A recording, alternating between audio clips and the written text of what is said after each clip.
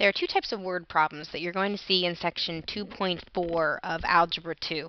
And so I did an example of each up here. You can take a look at them, read them, see if you have an idea of how you would begin this. And that will give you a good idea if you're ready to take both a quiz over the 2.4 section and then also the Chapter 2 test. First thing with the word problem is when you look at it, it can be overwhelming because you see so much information and you have to kind of weed through it and see what's important. So the first one we're talking about up here is looking at the increase in African American women in public office in the United States. And it gives you a couple pieces of information. It tells you in 1970 there were 160, and it tells you in 1993 there was 2,332.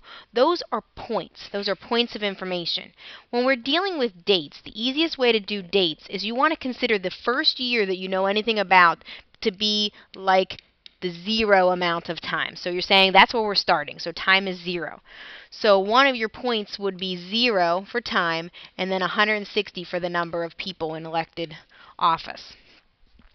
And then when you look at the next point, in 1993, now you just have to figure out how many years has that been since 1970. That's been 23 years. So my point is 23, and then my y value is the number in office in that year, which is 2,332. Anytime you're dealing with dates and you're dealing with years, rather than put the entire number, the 1970 and 1993, use the first piece, the starting piece of information, and call that your 0 time, and then build off of that.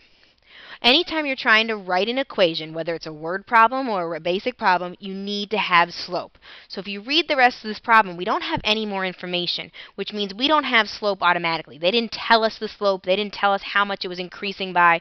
We have to find the slope using our slope formula. So our slope formula was y minus y over x minus x. Here's where you'll need your calculator. So we'll have 2,332 minus 160. And then we're going to divide that by 23. Oh, sorry about that. Try that again. Divide that by 23, because that's what's in the bottom. And here's your slope. You can check and see if it will turn into a fraction. A lot of times some of the real life data just isn't quite as pretty, won't go into a fraction format. We do get a fraction, and you really have a choice how you want to write it. I have no problem in a real life situation if you keep things in a decimal format. You just want to make sure that you write the decimal out at least 3 places. So we can say that our slope is either 94.434, or you can round it up. If you go back to your calculator, you can do 0.434, you can round it up to 0.435.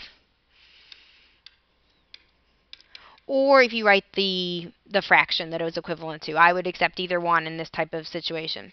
Now that you have the slope, the next thing you have to check and see is if you have the y-intercept. Now in a graph, the y-intercept is where it crosses the y-axis. In a real life situation, the y-intercept is your starting value.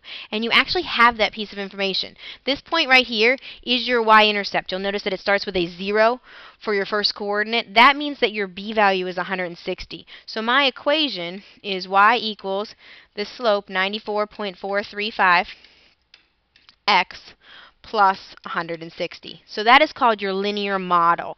That is the model that we'll use to make any predictions any further. The last part of the question actually does ask you to make a prediction. It asks you to predict what's going to happen in 2015. How many elected officials will be African American women? Again, you have to figure out how many years that's been since when you started. So if you take 2015 and subtract 1970, that has been 45 years. So that means I want to put a 45 here. Now you'll notice I called it X. You can also call it T because it's time. A lot of times you'll see that written. I would accept either one. So what I want to do is on my calculator, I want to take this value, and I already have the fraction there that it's equivalent to. I want to multiply it by 45. So I can just hit times 45. And then I want to add 160 onto that because that's my b value. And it will make the prediction. Now, this answer is people, and you can't have part of a person. So my answer would make the most sense if I make it rounded to the nearest whole number. So my answer for my prediction would be 4,410 people. If you went down and said 4,409, that would be fine too. So my prediction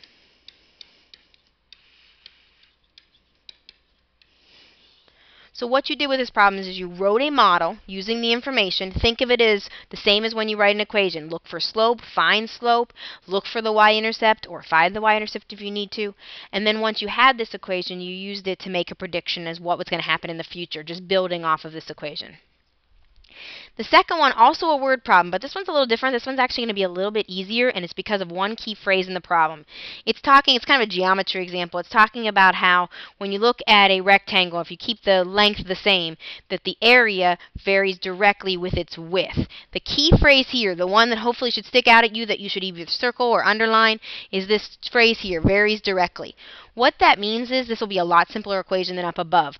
We don't need to find a b value. This was the simple equation. In class we talked about how it looked. We said it was y equals kx. In this situation, I'm going to use the letters that were given. So instead of x and y, I'm going to use a and w. It wants to write an equation using those two values. So I'm always going to start with the variable they gave me. They want to write an equation that a is a function of w. So here is going to be my general equation. What's general about it is I haven't figured out what k is. We called k the constant of variation. Basically, it shows how the two values relate. Then I have to have a pair of information. So unlike the one up above where I had to have two pairs of information, I only need one for this. So I know that my width of a particular rectangle is 12, so that goes where the w is. And my area of this rectangle is 36, so that goes where the a is. It is helpful to use those letters so then you know where to put things. That tells me that my k, my constant value, is 3. So here is my model.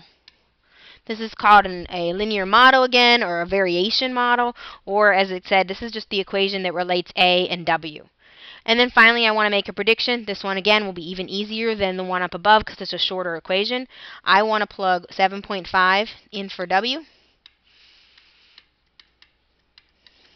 Again, I can use a calculator if it helps for the multiplication, so I'm going to do 3 times 7.5.